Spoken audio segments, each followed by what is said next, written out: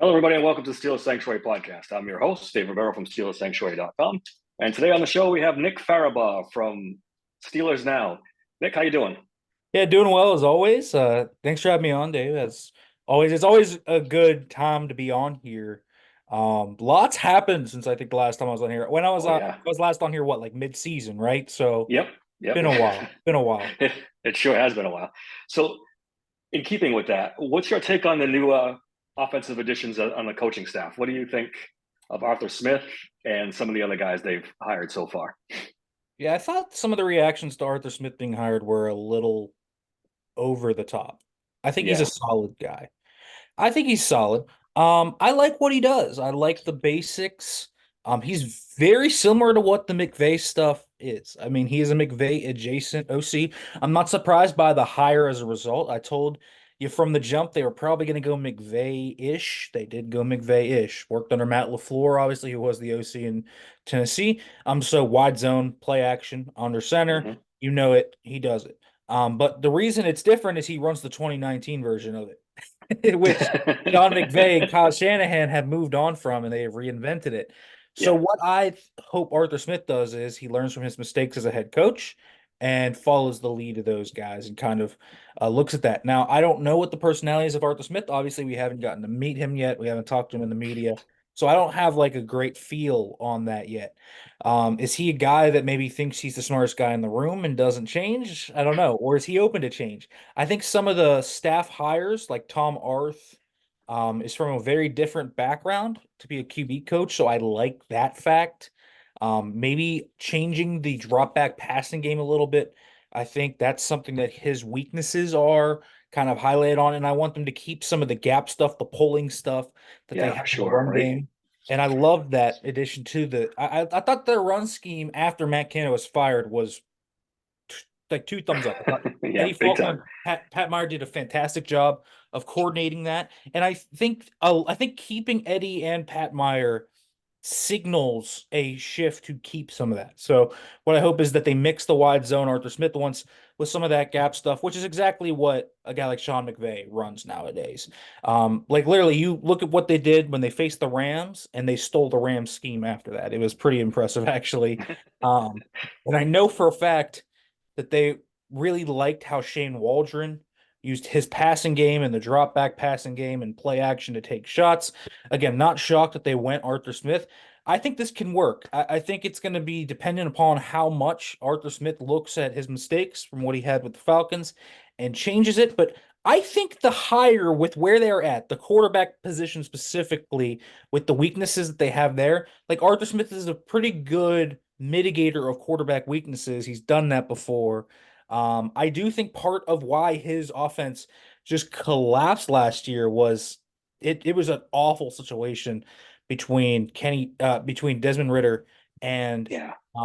and Taylor Heinicke. So Taylor Heineke, yeah, those yeah, quarterbacks were not good. they Not they good. were not. And so I think, I think there's upside here with Arthur Smith. I don't think this is necessarily it's not the sexy hire, right? It's a guy that you're gonna have qualms about just because he was fired as a head coach and he had all these big things that came out about him. But I think people were being too harsh on him. Yeah, They're I calling agree. it clear upgrade from Matt Canada. I mean, Oh, eons yeah. upgrade from Yeah. him. I mean, And I like what they've done with the staff, specifically building the staff out from the pass game. I like that they have really reshaped that. New wide receivers coach, new QB coach, Sullivan to senior offensive assistant. I like that they have reshaped the pass part of the game and kept run game continuity. I like that fact. So I hope they meld some of these philosophies together and we get a really nice modern looking scheme. I think it's possible if Arthur Smith's adjustable.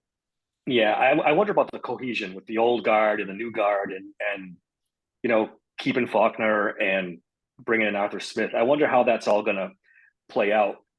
We made a lot of this offseason about getting a pass game coordinator. They really haven't named a pass game coordinator per se. One of those guys might do it. Maybe it's Sullivan. Sullivan's kind of got a floating senior offensive coordinator type um, title. It'll be interesting to see how all those guys meld together and if they can come up with a cohesive offense with all that. Like you said, gap scheme with Faulkner and Sullivan worked so well with the run game, and now we're going wide zone, which is not maybe the best thing for a guy like Najee Harris, but we'll see. Well, listen, I think Najee actually is fine with the wide zone stuff. I don't think it's good for Jalen Warren. Um, Oh, but really? look at the stats. Najee Harris was actually a pretty good wide zone runner last year. I think he averaged like 4.6, 4.7 yards per carry on wide zone. Jalen Warren was like 5 yards per carry on gap stuff and then like 3.6 on wide zone. Like that was Yeah. shocking Now to that you me. mention it, I yeah, think what I think running back three with like a wide zone runner is a sneaky need that they probably should look to add. I agree. Um, I really like some guys in the draft there. But I also like I think Godwin Igwebuike can do that for you. Explosive one cut runner. So I'm interested to see kind of what they do with that running back three. I think I would like to see them get that wide zone runner who's just a speed guy and hits one hit. Mm. There. I would like for that to be a Smith type of running back. But I think Najee and Jalen, obviously, they're going to have to build stuff around them, and I think keeping the gap stuff is pretty essential to that. So I think they will do it, and I think that's why they kept Eddie Faulkner and kept Pat Meyer and kept Alfredo Roberts. They kept the three main components of their run game, outside of Matt Canada. So I really like that fact. And again, they hired from the McVay tree. So what obviously that tells you is Arthur Smith obviously has been influenced by what he has seen under LaFleur and all of that. So it's going to be interesting. I'm kind of interested to see how this scheme's going to look. I'm not convinced it's going to be the same scheme we saw in Atlanta. I think it might be a little different. Yeah, kind of a meld between the two. All right, I'm going to put you on the spot, Nick. I'm going to make you general manager for the day for the Pittsburgh Steelers. Who is your preferred choice for quarterback in 2024? Is it stick with Kenny Pickett? Is it Mason Rudolph? Any of the rumored guys? Kirk Cousins, Justin Fields, Jimmy G's been thrown out there. Ryan Tannehill. Yeah. Tough situation. They're in a really bad situation. I couldn't agree Even more. so the best player is Kirk Cousins. Agreed. We're talking about a 36-year-old coming off a torn Achilles that wants Mm-hmm. reportedly a $90 million guaranteed contract that is fully guaranteed. As soon as Um, I read that, I yeah. crossed him off the list. Like I like Kirk. I think I'd even hesitate to give him that. Yeah, He's not a absolutely. long-term solution. Now, yes, 2 years, Minka and all those guys are only getting older. So it makes sense, but is Kirk going to be the same Kirk? I don't know. And is Kirk a Super Bowl changing quarterback in the AFC? Not sure. Mm. They're in a really tough spot because I don't know if there's an answer out there this offseason for them. They're picking 20th, so they're not going to be able to get, a top quarterback unless they want JJ McCarthy, who I'm not like over the moon about. I think he'll be a fine quarterback, but not trading up for him to get him. He's kind of polarizing guy, right? Some people love him. Some people say he could be top 10. And Yeah, I haven't watched him closely, but he's never really super impressed me in the games I've watched him play. I I think he just I will. just don't see it. I think he will go top 15. Dan Jeremiah compared him to Alex Smith today, and I think that's pretty on the I ball. saw that too. I think it's pretty on the ball about that. They need more than Alex Smith right now. Mm. It's like Baker's not a great thing either. I mean, Fields is interesting. I'm still not. I think I'm kind of out on Fields ever becoming the guy we thought he was going to be. I like the cost if it's just like a second. It's a good trade because you're not giving up a lot, and he is undoubtedly an upgrade over Kenny Pickett, but also you have to pick up that fifth year, That's the and then problem, right? so you lose the rookie benefit of the contract. I mean, the Steelers are in quarterback purgatory this year. So, like, if they It's don't funny. I want tweeted that just to, today. yeah, Just today. they really are, man. Like, if they don't want to swing for Kirk Cousins, I get it. Like, absurd contract demand, torn Achilles, tough deal. Baker Mayfield, we kind of know who Baker Mayfield is. So, Yeah, like, I'm not. I understand why they are running it back with Kenny Pickett. Now, I don't think Kenny Pickett's going to become anything. I'm not a big Kenny Pickett fan. Neither I am would I. also like to see someone other than Mason Rudolph come in. I would like to see someone that has seen success before. But I mean, I don't care if it's Jacoby Brissett, if it's Jimmy Garoppolo, Sam Darnold, Jameis Winston, Tyrod Taylor, Gardner Minshew. Like none of these guys are long term answers. So what would I do? Um, I probably call Kirk, see what he wants, call the Bears, see where they're kind of at with Justin Fields, Fields, if they're willing to accept like a third and a fourth, I probably would do that. If Kirk is not going to make absurd demands, I'd probably go for that angle. Um, I still think he's going back to Minnesota. I really do. I don't think he's leaving the Vikings. So those probably be my first two calls. If those fall through, I think I'd call Jacoby Brissett, probably sign him, work with Kenny for another year, draft a quarterback, and kind of see where it goes. Some of these mid-round quarterbacks are kind of intriguing. Um, I really think, Rattler, um, I was going to ask you about him. yeah, He's he's very he's interesting. intriguing. Yep. But we'll talk about him later. I'll go more in depth. But Rattler, Travis, Pratt, Penix, real interesting players to me that have some upside to them. So I would probably take a swing there. That's really what they are doing, except they're bringing back Mason Rudolph, and I don't really understand why. I I don't think either. I know what he is. So I mean, I would probably go with Brissett, um, for some more upside there. But What about Geno that's what I Smith? would do. That's what I He's would been. do. What about Geno Smith? He's been rumored to be on the trade block. Would you throw a Yeah, second round pick at him? they just restructured him today. Gave him his Oh, did bonus. they? Basically guarantees he's coming back next year. But if he was on the market, I would move heaven and earth to get him. He would be the guy you want. Well, I had Um, read they picked that up to keep him as an asset to trade him later on. I don't know. I don't. I was super impressed with Geno Smith when he played the Steelers. I I mean, like. he played fantastic. Yeah, I'm a huge Geno fan. I think he would be awesome for this team, with his pocket movement and all of that. So Yep. I get it, but yeah, the Steelers are in a really tough spot. There's really no right answer because yeah, Kirk is really good, but he's got concerns to his game. Um, you know, Justin Fields has significant concerns. At some point, they do need to take that swing, right? They do need to say, all right, you know what? These guys are getting old, man. We got to make, TJ's only got so many prime years left. That's the Nico's got thing. so many prime years left. Like what can't happen is what happened last time when the offense became elite, the defense sucked. And then the defense became elite. And by then, Ben was done, AB was out, and so was left Hmm. up. Like you can't have that happen to where you waste this defensive window. So I get it. There has to be urgency. If they wait 1 year, let's say, they build out the secondary this year, they get the line fixed, they really solidify this team for the future, and all it needs is a quarterback. That next year. Next year to me feels like the year where, okay, it's let's shoot for the moon. Like let's trade up for that quarterback. Let's trade for whoever's out there.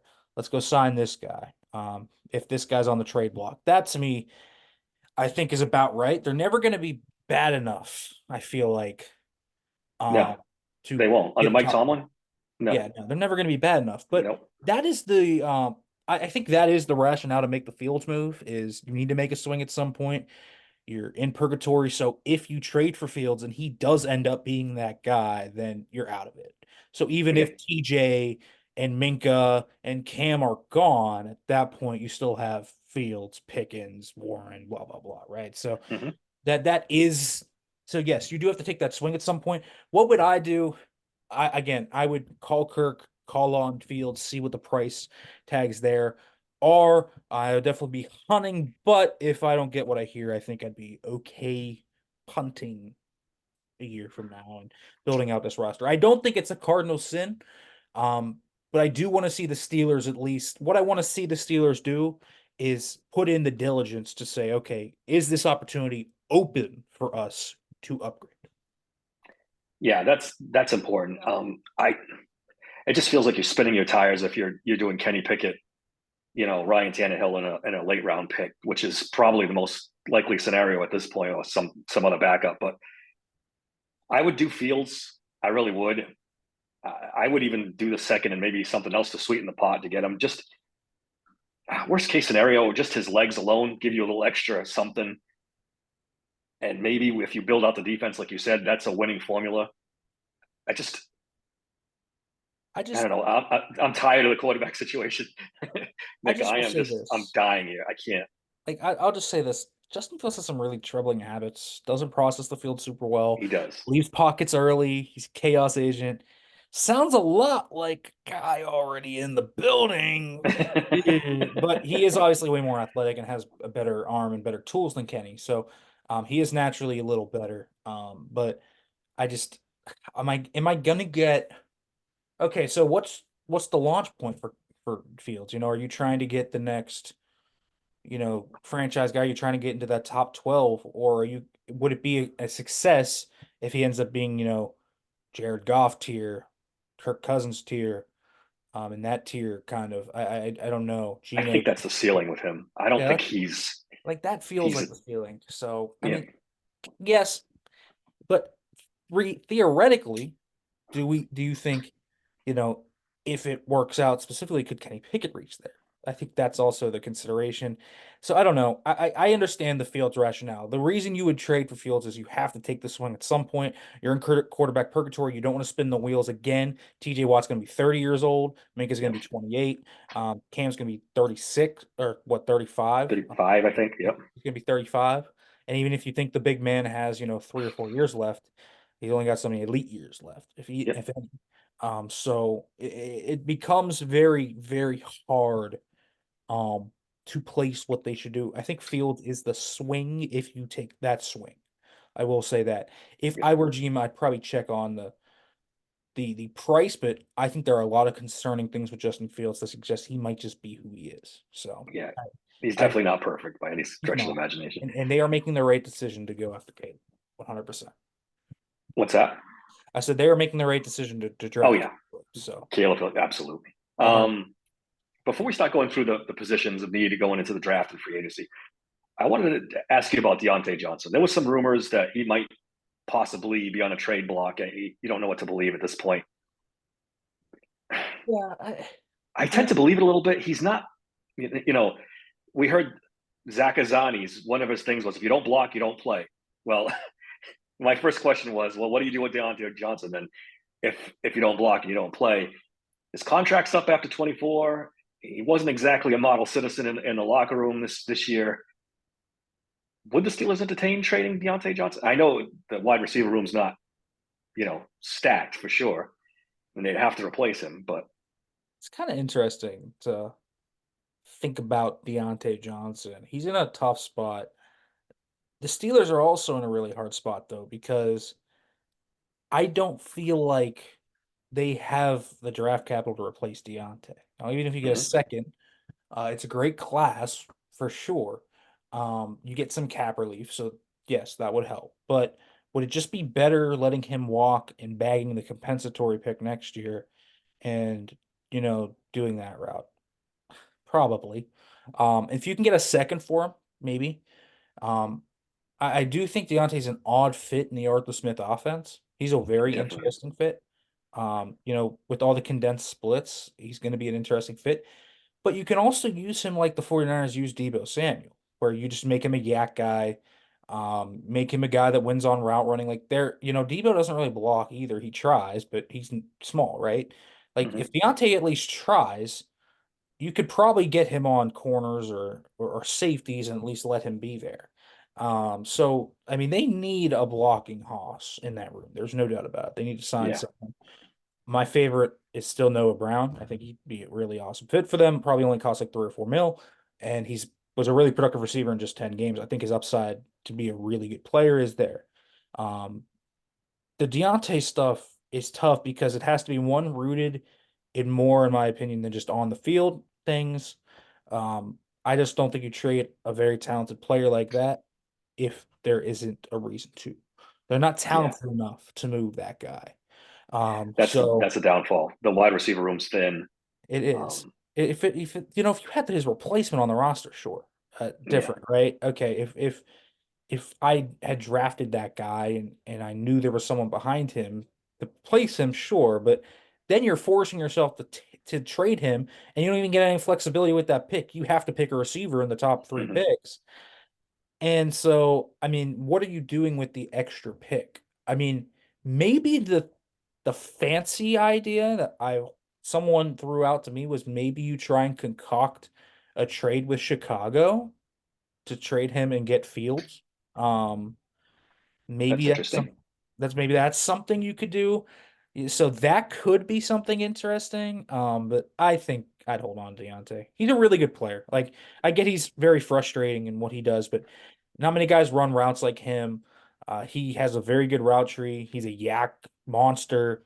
If he can get open, he's a really good over the middle route runner, deep threat runner. So on those shot plays that we talk about on play action, like he's probably going to be really hard to defend. So um, True. I really do think I would keep Deontay. I don't really get the inclination that necessarily Deontay will be back after this year, but I don't know. I feel like maybe I would play it out and at least, get the compensatory the year after. And then to further complicate it, there's some rumors that he might do a type of hold-in thing to try to get an extension, which should just make things even crazier if he starts that. Because I don't know if the Steelers have the appetite to extend him past this year. I don't think that's. I shouldn't say that. I mean, if he balls out in this new offense, maybe they will extend him. But I don't know before the season if they're going to be willing to do that. Yeah, I look at I look at Deontay's situation and say he's got to know what's probably happening here. He's probably not getting an extension. He's been too inconsistent. If he wants a trade and wants to facilitate that, maybe they do that. But he's got to be realistic about this. He's going to hit the market probably next year. They're not going to have this idea to tag him or anything. I think they'd let him hit the open market. So he might try and hold in. I don't know. He might. Maybe the Steelers are open to it, but I'm sure his agent's going to vet those conversations. Mm-hmm. And, I don't think they're going to get much receptiveness in return. I really don't. The Steelers have to make some decisions this year.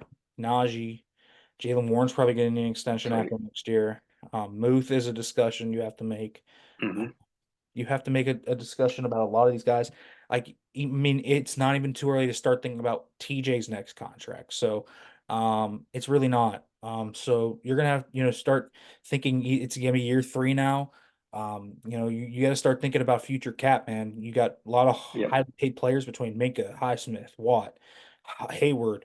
You got to pay George if he keeps the Yeah. same. Yeah. The way he played, I mean, Absolutely. George looked like a bona fide number one. So He he's the did. young guy and he's the main cat you got to feed in there. So I think Deontay's got to be realistic about his demands there. If he wants to hold in, he can, but I'm not sure it's going to be very productive. Yeah. All right. Let's go through some of the positions of need for the Steelers coming into free agency and the draft. Let's start with the tackle position. What's your take on this? I see a lot of people draft tackles for the Steelers in mock drafts. Are we sure that Mike Tomlin's not happy with Dan Moore and Broderick Jones as starting tackles next season? Is that a priority to them? I know nobody, we don't want it, but I have a gut feeling that Mike Tomlin loves Dan Moore and wants to keep him. Well, they tried to replace him last year, so I don't know. I know they With ended up replacing Chooks, but it's pretty clearly trying to replace Dan Moore. I don't think that I think they like Dan Moore. I don't think they love him though. Would it shock me if he's week one starter next year? No, but again, it's probably with the rookie. I see I find it very hard to believe they either don't sign a guy or they come out of the draft in the top 3 rounds with one. It's too deep of a class. And what Omar has shown throughout his first draft is he's going to target positions of value, positions that have value, best player values. You know, he took Broderick Jones because tackle was a huge need at a premium position.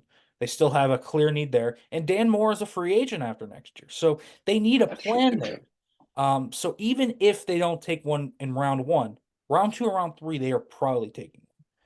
So I'm not certain that we're going to see Dan Moore starting next year. I really don't. And listen, 20th overall, well, who's going to be BPA there? Now there's a chance it's like Quinyon Mitchell or Kool-Aid McKinstry or Nate Wiggins or someone like that. But Amarius Tyler Smith, Guyton, yeah, Tyler Guyton, Tyler Essay Fuaga, J.C. Latham. Fawaga.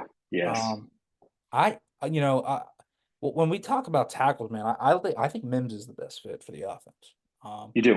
Even I with the love only 8 games I love him, man. played so far, you still think he's the Those 8 games. are I know he dynamite. was pretty dynamite. Dynamite. Yeah, If that's a he good had way to put it. played, if he had played double the amount of games, he'd be a top 10 pick. 100%. Yes. He is a Yeah. stud. As long as he can stay healthy. As long as the medicals check out, man. I mean, I think Amarius Mims is a really good player. Um, he feels like the type of guy where if you don't take him, you're gonna look like an idiot later on. Like he really does. He just feels like he's got so much upside, and the technique ain't that bad. Like, it's He's really a not. Now big you, dude too, right?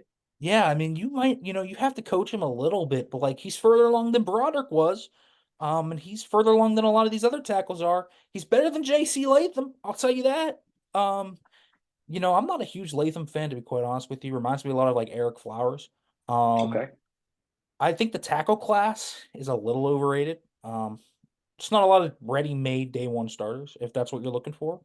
A lot of upside though. If you love the guys and you trust an O-line coach that can develop, you're cooking. Now how much do you trust Pat Meyer to develop? I don't think we really know the I answer yet. don't I don't trust him at all. I asked my podcast partner, name one offensive lineman that's gotten better since he took over, that's really substantially improved. I mean, Mason Cole regressed, Dan Moore regressed, um, Broderick Jones played out of position, so you can't really Yeah, right. count him. I They mean, got to move him back to left. yep. And Mims is a right, and I like that about him. Fuaga's a right. Guyton's a right. Like fell right into the Steelers' laps. That just so happens there's like 20 right tackles that are really good in this class. Now you Um, saw Farabaugh at the Senior Bowl, correct? yes, he's nasty, man. Really good run blocker. Length's a little bit of an issue. So I know some people project him as a guard. I don't. Hmm. I think he's a good tackle still. I think he's quick enough. I think his footwork's good. His hands are pretty solid. He's a nasty, mean run blocker. Fits the Arthur Smith run scheme like a glove. Um, I do question how open they are to the tackle idea because everybody they've added since Andy Wiles come aboard has 34-inch plus arms, so I don't know where that is with Fuaga. But he feels like a really good fit for them. But I think Mims just checks the boxes. Guyton is raw, but has a lot of upside. His hand usage is just all over the place. Like even on his wins in Mobile, he really got wide with his hands. His punch is a little inconsistent. He still won just because he's got absolute gripstone hands. It's fantastic. But he's very raw. He is a lot similar to Broderick Jones was last year, where you're gonna have to take the lumps with him.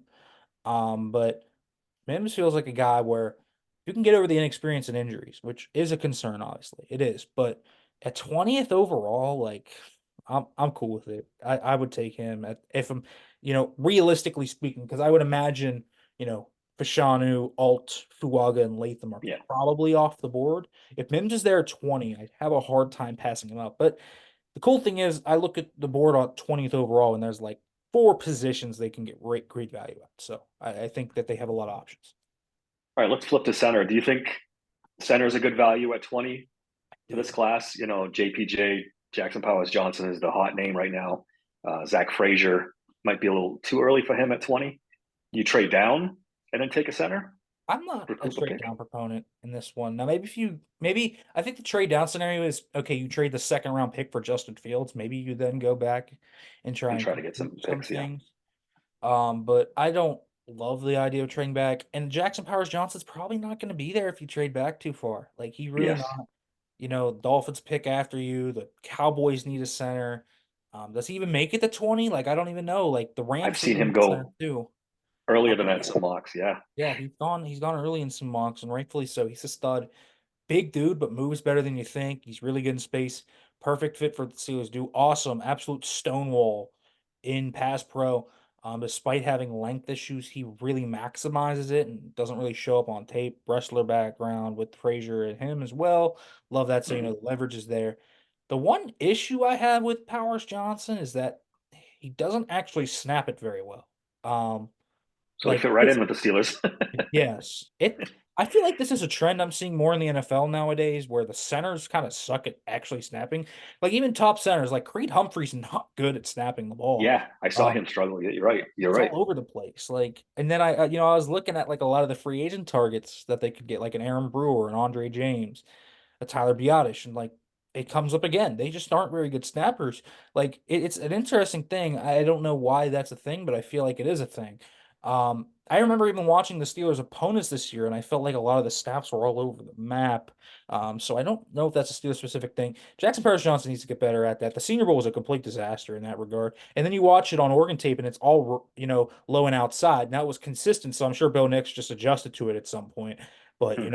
it could be a cause for concern. But really good player. Otherwise, I really think he's worth the first round pick. There's 3 or 4 centers in this class that really fit that. Frazier is a plug and play 10-year starter to me. Really solid, rugged player. Um, Very athletic, can get out in space, perfect fit for the wide zone scheme that Arthur Smith runs. I think that's even the best thing about, Smith and Powers Johnson is, or Frazier and Powers Johnson. I just think that they fit what Arthur Smith does so well. And so, I think that's good. I like Graham Barton too. Yep. So I think they have 3 real options there in the top 50. I would consider moving up in the second to go get Frazier or Barton, and fill those voids. I think there is a significant drop off between those three and Cedric Van Pran. Now, it doesn't mean I don't like Van Pran, but I'm not sure he's a plug and play day oneer. So I understand if they look at tackle and free agency or center and free agency and decide to address one of them through free agency, so that frees them up to get corner, receiver, whatever. But yes, there are 3 guys that are worthy in the first 2 rounds, and all of them would be day one starters. So Jackson Powers Johnson and Mims are both there at 20. Who do you take? Mims. Yeah, me Tackle's too. more valuable. Me too. Yep, absolutely. You Yeah, can you can't. probably trade up and get Frazier after, right? Yep, that's what I would do. 100%. If you have to. All right. Positional value, probably corner at 20 is going to be a pretty good one from the Steelers, too, if they choose to go that route. A lot of names: Cooper DeJean, Nate Wiggins, Quinion Mitchell, Terry Arnold's probably gone. And you get a guy like Ennis Rickestraw, who when I did my mock, I had the Steelers take him in the second round, but now he's getting first round buzz. I don't know if he makes it all the way back to the Steelers' second round pick. Who's one of your favorites out of that group? This thing is loaded. I could find guys in round 4 that might start in this league. Like it is a loaded corner class.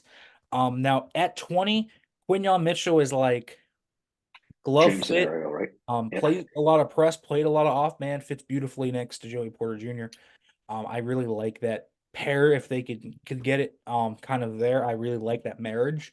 Wiggins played a lot of off man, but very athletic, ball hawk. I like McKinstry. I like Kool-Aid. He's a really Mm-hmm. polished corner. So if you want to plug and play, doesn't have the upside of Arnold, Mitchell, Wiggins, or DeJean to me, but very polished. You kind of know what you're getting with him, which is cool if that's all you want. If you want a corner two, he will get you corner two play. Um, DeJean is like really fun, very athletic, and play all over the darn field. I love his versatility and what they can do with him. So I don't buy into the safety switch. I think he's a corner. But I understand why that's there. But if they're looking for, fit with press, I mean, Quinion Mitchell was just a beautiful fit. Yeah. But I mean, there are so many fits. Straw is a second round, but like if you go down, the board and we just talk about day 2 guys, Kyrie Jackson, Chris Abrams-Drain, were awesome at the Senior Bowl. Like this is a very deep corner group.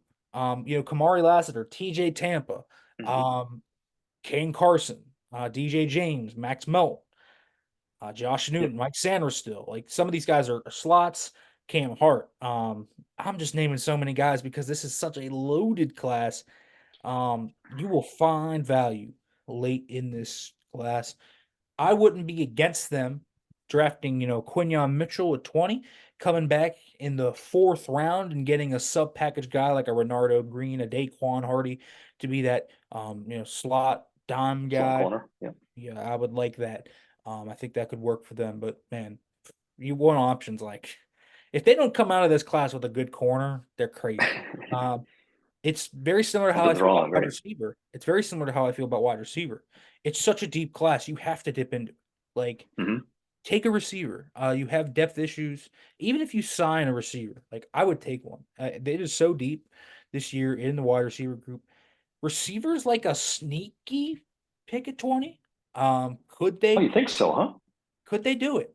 Like, okay, here's the scenario I always thought. It was like, what if Brian Thomas Jr.'s there? Like, You brought him up on a he tweet I is. saw. You compared him to He's Martavis, man. He's Martavis. Martavis. So I went and watched him. Like, holy shit!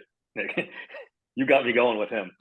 I Like, was aware of him, but I hadn't watched him. And when I watched him, like, damn, dude, if he's I would there, be tickled pink with that pick. I'd be yeah, if he's there, I mean, over the moon. it's a thought. Now, do I think they're gonna do it? No, No, um, probably not. But man, we can dream, right? this receiver class is bonkers. Like, you might come back around in the second and realistically have a chance at Lad McConkey or someone. Like, could be insane. I hear Malik, Lad McConkey all over the place now. Like he's, corners had so much trouble with him. He was so good. He was at the Senior Bowl, right? And yeah, the way he runs routes and stuff, yeah, he's an interesting guy. he's a really fun player. This is such a deep group, man. Like, they are going to find a receiver worthwhile. I mean, I'm just looking, at day two, guys that I would consider day two, Xavier Worthy, Troy Franklin, Malachi Corley, Jalen Polk, Jalen McMillan, Xavier Leggett, Devontae Walker, Jamari Thrash, Malik Washington. I really like him. Guy like Ricky Pearsall. It's just really deep. And so, you even got guys later in the draft that you could probably grab, like a Jordan Whittington, an Anthony Gold, for example, Taj Washington. I mean, it's just a really deep group. So, Now, McCaffrey's brother was at the Senior Bowl. Did he stick out yeah, to you at all? I've heard yeah, some a he's little he's bit a about. physical, he's a physical special teamer. Wide receiver four type probably. Yep. Okay. Sixth rounder. But this is such a deep group. This is like the Steelers last year did such a good job of nailing positions that were deep in the class that they got great value, which is how you Mm-hmm. get, Joey Porter Jr. at 32. That's how did. What they also did was in a class that didn't have a lot of D tackle depth, they grabbed Keanu Benton. Credit to them. They got him early. Yeah.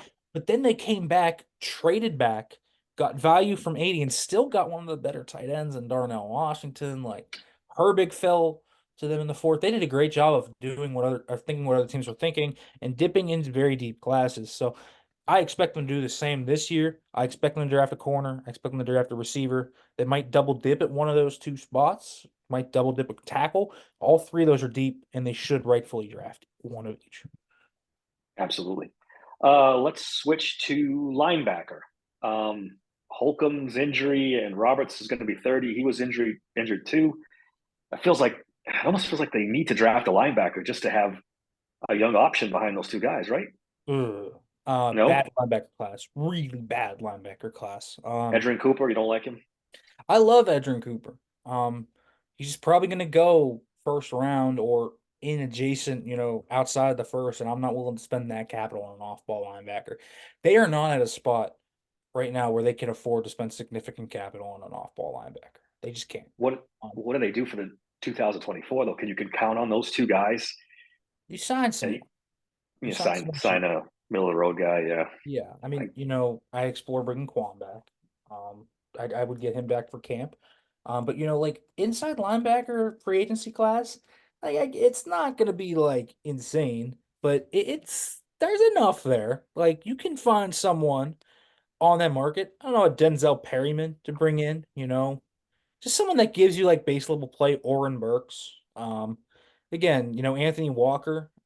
It's not gonna be someone that's gonna bring you elite play, but you just need someone that can get you base level play. I'm sure they're going to look at it late in the draft, that sixth or that seventh rounder or one of the fourths. I could see it happening. Maybe you get one of the linebackers to fall. I mean, there are a few linebackers I like. I'll list Junior those guys. Colson Yeah, from Michigan's pretty I good. do like Junior Colson. I like Peyton Wilson a lot. Injuries, right, with that guy. Yeah, A lot of injuries, red but flags with injuries. the upsides there. Cedric Gray Yep. is a really nice player at UNC. I really liked him at the Senior Bowl and his tape was good. I like Trevin Wallace out of Kentucky. I really like his tape as well.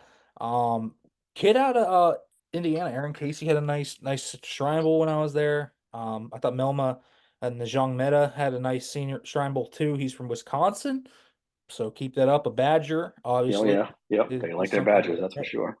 And then Darius Muaso, out of UCLA, he's someone that I would circle as a late round pick. Easton Gibbs out of Wyoming, also a really nice player. So Yeah. there are options to draft a late round guy. But I'm not sure about spending a top 3 round pick at off ball linebacker. It's If you, just I don't think there's a superstar here. Off ball linebacker is important when you have superstar players, yeah, but other than that, you can largely fit them into chess pieces. So I'm just not sure they're gonna find that superstar.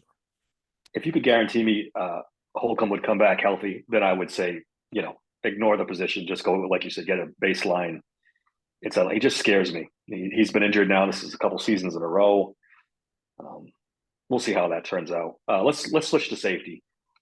Not a deep safety class, right? In the draft, not exactly great. You think free agency would be the answer, or God forbid, did they say stand pat with Keanu O'Neal and Demonte Casey?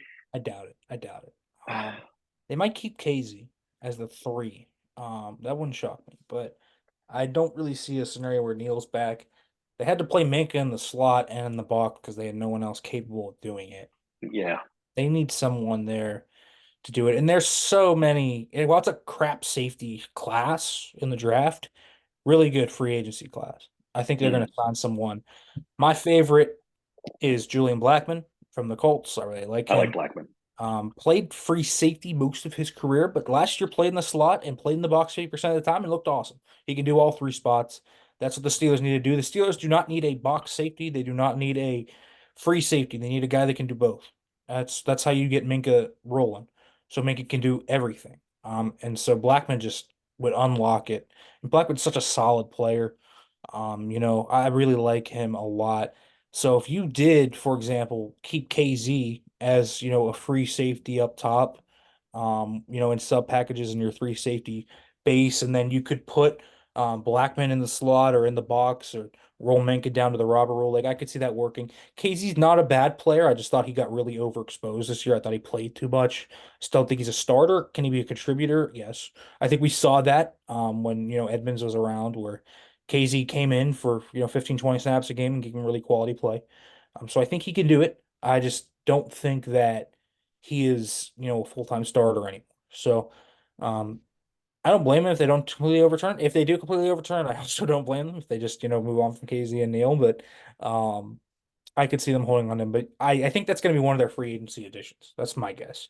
I feel like safety, corner, linebacker, receiver probably are their free agency additions. That's not withstanding quarterback, of course, Yeah. which we obviously expected, but that's Mason Rudolph, Ryan Tannehill, or someone else.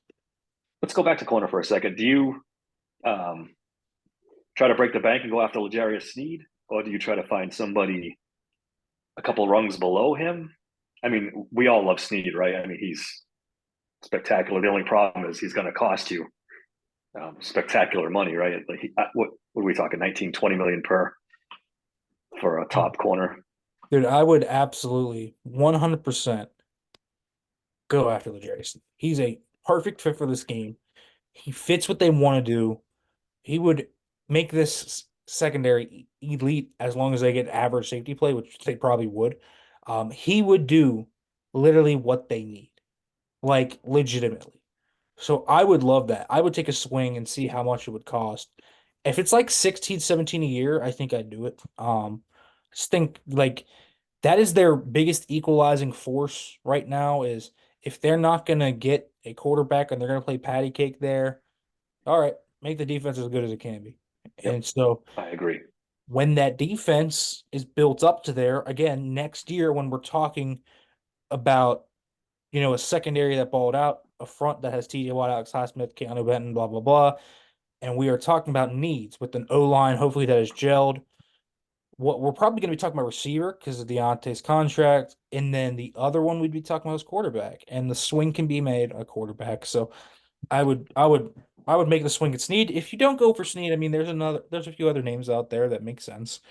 Sean Murphy Bunting, I think makes a little bit of sense for them. Wouldn't break the bank. Ronald Darby had a really good year, really good year. In Baltimore. I really liked what he put out on tape. There are some names out there if they want to get cheaper, that would make sense to me too.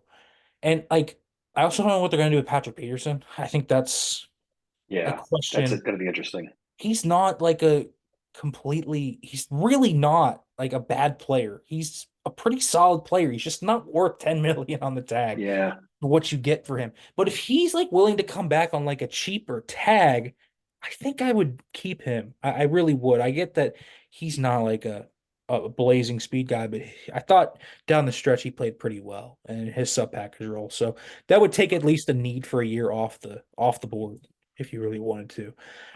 So we'll see what happens there. But there's names out there in free agency that they can sign. There's been a weird amount of wind about Levi Wallace returning. I have no idea Oh why my God, that's I've a heard thing. that too. Please don't tell Um, me. Don't. that makes, I mean, that one is very weird to me. He's unplayable. He's unplayable, He Nick. was unplayable all year, I so just makes no sense. And you could probably get Ronald Darby or Sean Murphy Bunting for like, a couple million more. Like, I yeah, mean, at the most. yeah. I mean, just upgrade it. It's crazy in my opinion to even think about that. I can't go through another season with him at corner. Where should we go now? Let's talk about the quarterbacks in the draft. Um, it seems like the Patriots at three are a little wavering on taking a quarterback. If I tell my podcast partner, if Drake May fell, or even one of the other guys, doubtful Caleb will, the Steelers have to be ready. That's an opportunity to get a quarterback because after the Patriots, it's what the Chargers, the Cardinals, the Giants. Maybe don't take a quarterback. It's going to be the trade ups, right? The Vikings or Yeah, maybe the Falcons. So, there's a few names. Um, how do you feel about Drake May first? Because I he love seems Drake. like the guy that would fall. Yeah, I'm a Drake May guy. I really like his tape. I am too. He's a good player, man. He's one of those guys. He is what they look like when you talk about franchise quarterbacks or potential. So if he fell at all, I would move up. If he fell out of the top five, for sure, I'd be making that swing to go get him.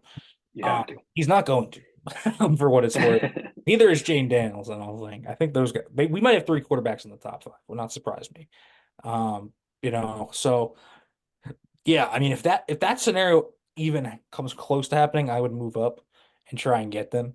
But I don't, the realistic trade up candidate, if we're talking, is JJ McCarthy, and I'm out on that, Mm, Chief. I'm yeah, out on that I don't one. want to give up assets for him. No, I'll pass. I live here in New England, and I'm hearing a lot of smoke here that the Patriots are gonna pass on the quarterback. I don't know if their plan is to come back in the first round and get McCarthy, or maybe they like Nix or Penix later on. It's going to Yeah, be interesting. yeah, no, it's possible they do, but I don't, Atlanta could move up for Daniels. I really think that a lot of people are probably underestimating how much, the Vikings or the Giants might want to move up.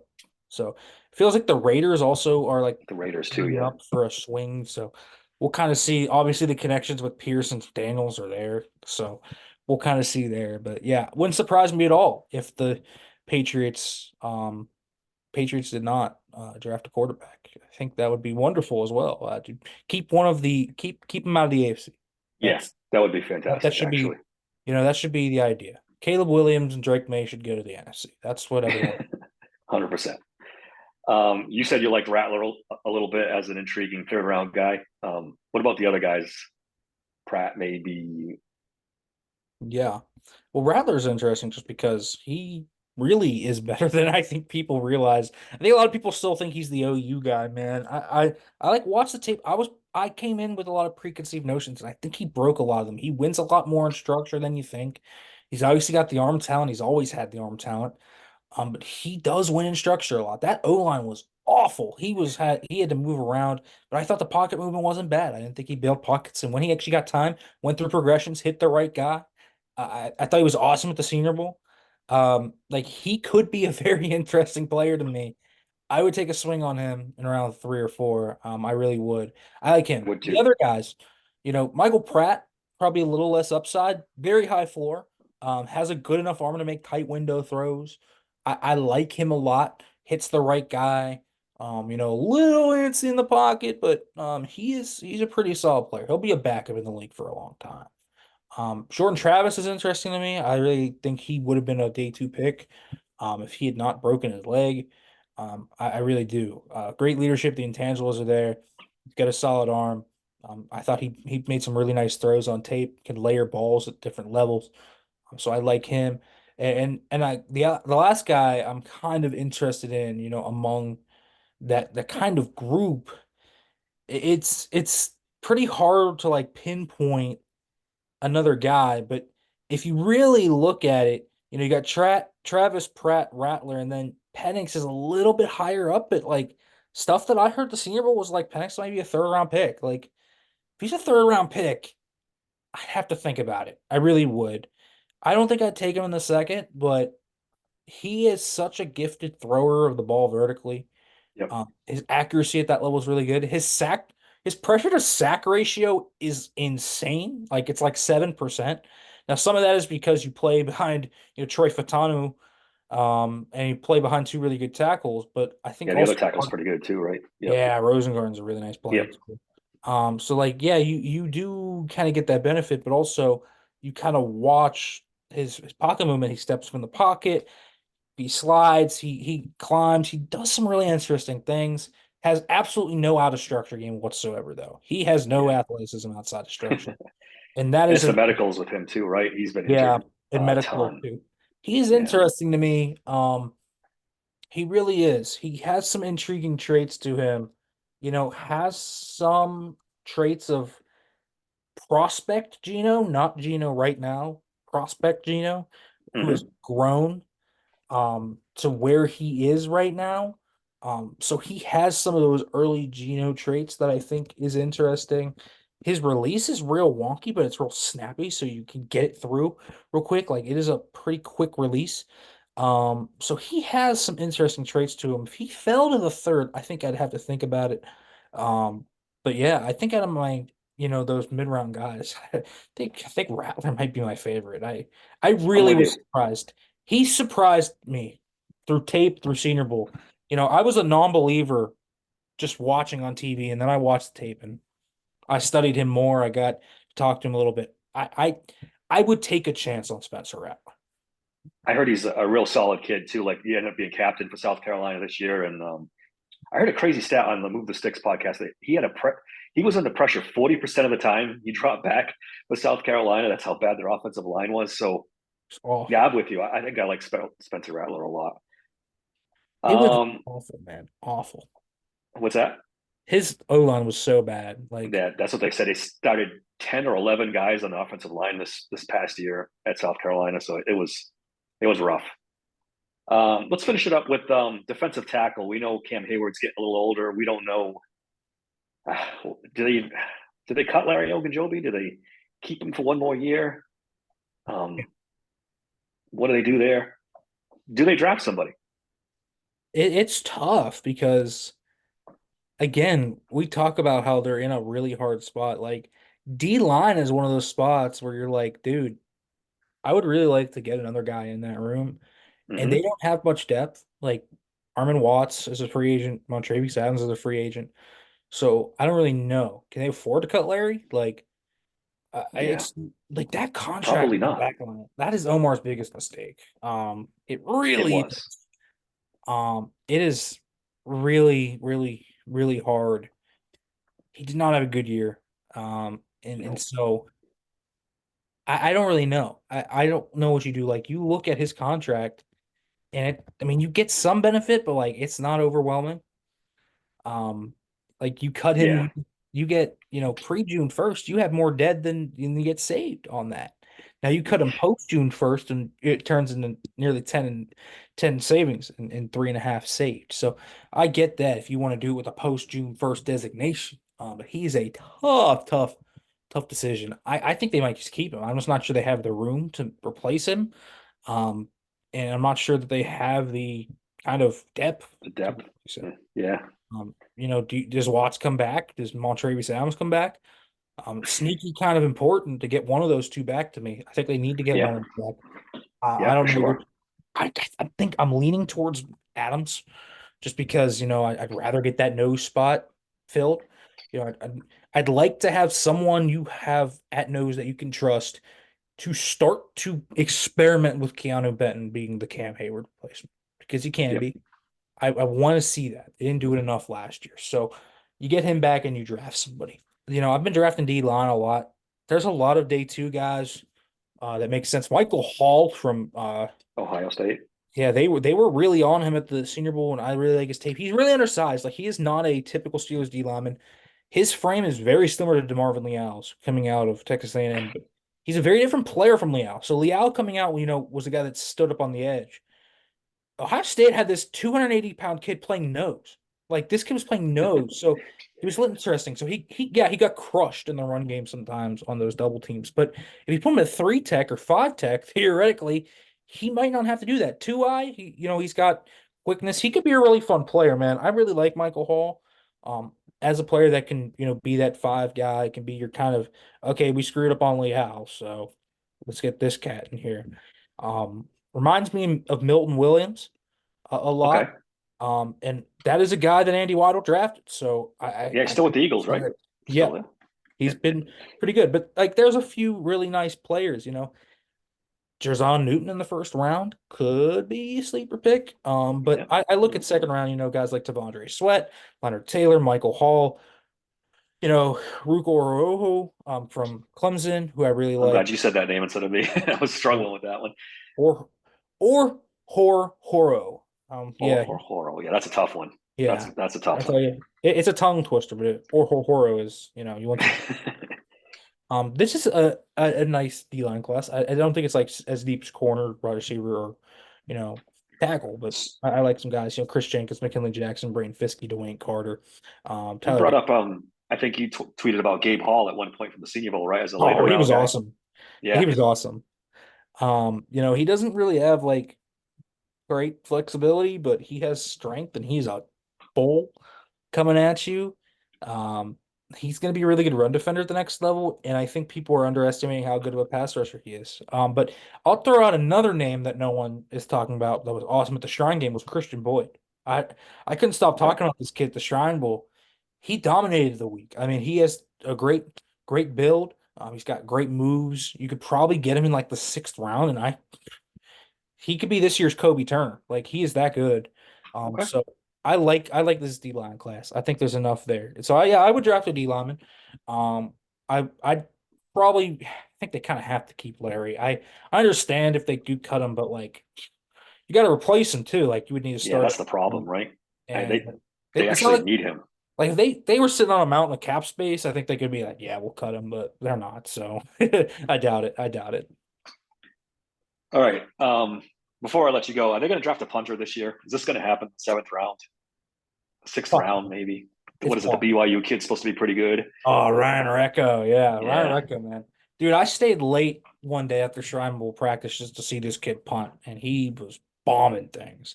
I mean, you can tell by the sound off a guy's foot if he's a good punter or not.